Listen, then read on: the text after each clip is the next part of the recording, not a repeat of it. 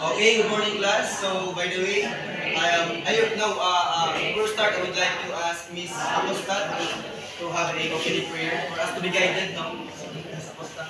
Everybody please stand. Let us pray. And the Father, Son, the Holy Spirit. Heavenly Father God, we thank you for this God. Salamat na nalagdag sa bigyan sa kanyang gaya sa Please sit it. So thank you, Miss Acosta. Okay. By the way, I am the student of Bagos, and I'll be the one the second discussion of Unit 5. So my topic is all about transformational leadership. No? I guess meron na kayong knowledge about leadership, no? No? Meron na ba? Yes. Leadership, no? So ngayon, tutukuyin natin kung ano ba yung transformational. No? From the word itself, transformational. Ano ba yung transformational? Everyone? Yes, transform. For example, siya, ano yun? Ano yung transformational? It refers to? Changing. Changing. Yes, changes, no? Yes, for example, a caterpillar, di ba? Mag-change ang caterpillar, no? Pero when it comes to leadership, also, it is a human being, no? Just like, for example, the former president in his term, Rodrigo Roa III.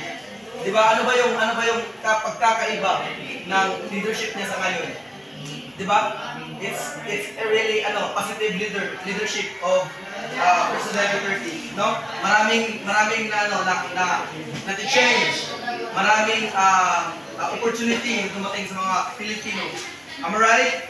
Yeah. It says transformational leadership is a powerful force for positive change in school and communities. It's about empowering individuals, fostering collaboration, and inspiring everyone to reach their full potential. No? Isa itong leader na kaya niyang i-change yung isang organizational to have a para mapupukaw yung potential ng kanyang mga members. Alright, let's proceed to also to have a positive leadership. Leaders have also a behavior or a characteristic of visionary, charismatic, and motivational.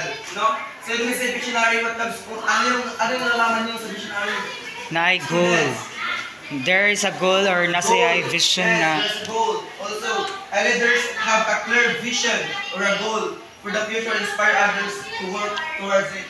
Of course, if you have if you were a leader soon, no, you also having a plan, a goal to work towards your members. Yes, no.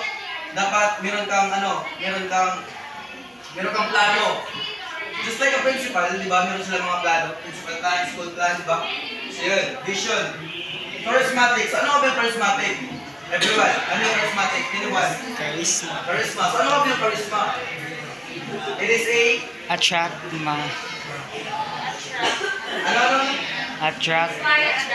Yes, inspire other people. For example, a principal nag-speech siya ng motivational speech sa kanyang mga students. So it is a best example of charismatic, no? It is a characteristic of being a leader. Next is a motivational.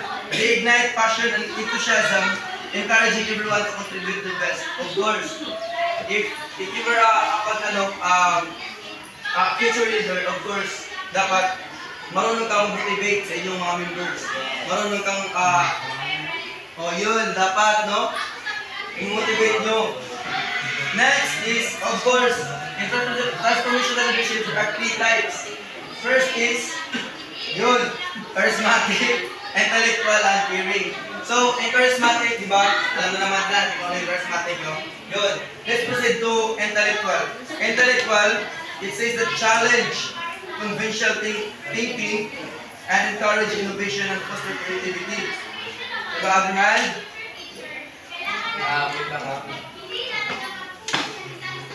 they challenge people to think differently and come up with new ideas.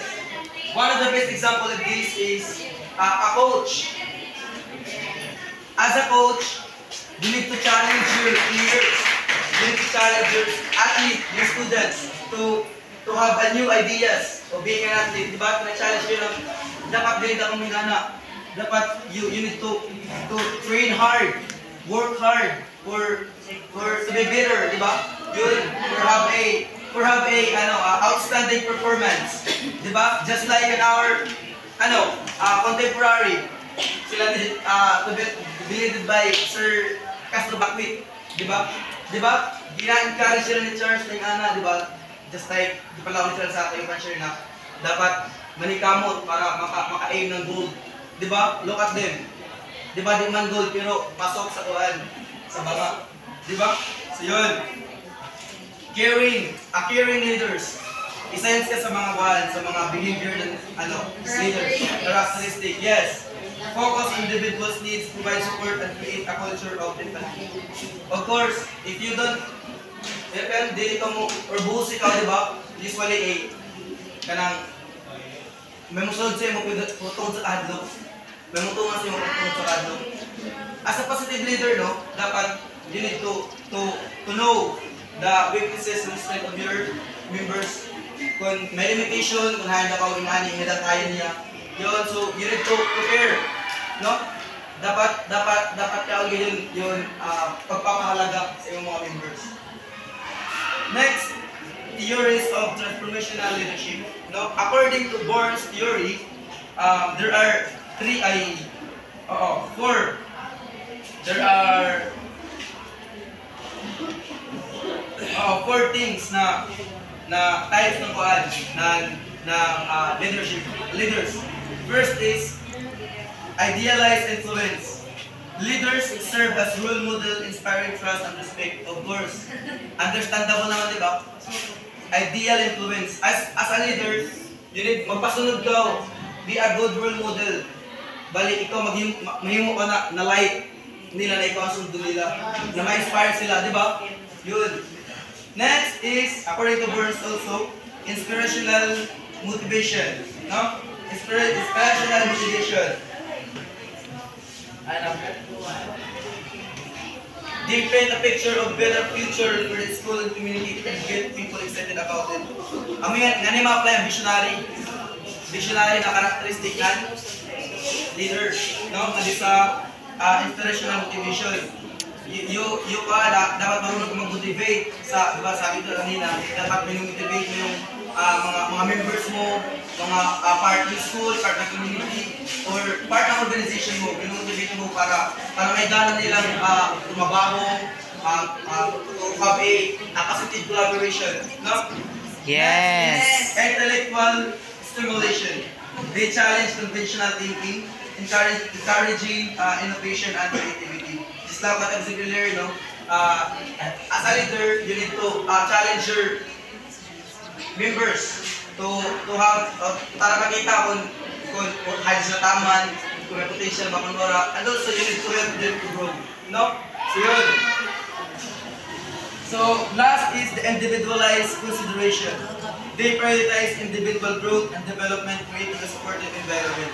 Of course, as a leader, you need to understand the weakness and the strength of your members or your student or your student athlete, just like you need to understand your kakayahan, kahinaan para sa iyo, para maging guided ka kung ano ba yung limitation mo, kung saan ka ba dapat, ano ka dapat mong tunan sa kanila as a leader. Correct. Sige. So, yun, wala bang katanungan? Wala bang katanungan? Itindihan ba kung ano yung transformational leadership? Yes. Okay, so thank you. That would be all. Salamat sa pagkikinig.